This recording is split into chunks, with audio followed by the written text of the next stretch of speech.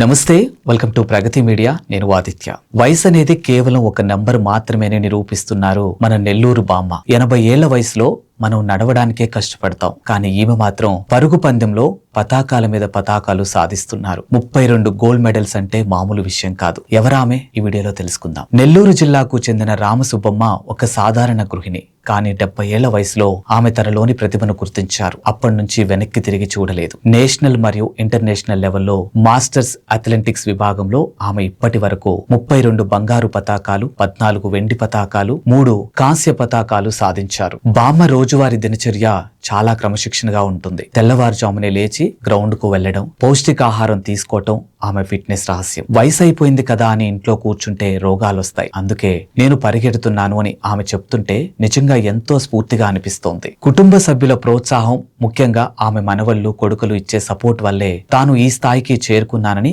ఆమె గర్వంగా చెప్తారు. ఎంతో మంది యువతకు ఆమె ఇప్పుడు ఒక రోల్ మోడల్. సాధించాలనే తపనుంటే వయసుతో సంబంధం లేదని రామసుబ్బమ్మ నిరూపించారు. మరి ఈ వీడియో గనక మీకు నచ్చితే లైక్ చేయండి, కామెంట్ చేయండి. మోర్ అప్డేట్స్ కోసం చూస్తూనే ఉండండి ప్రగతి మీడియా.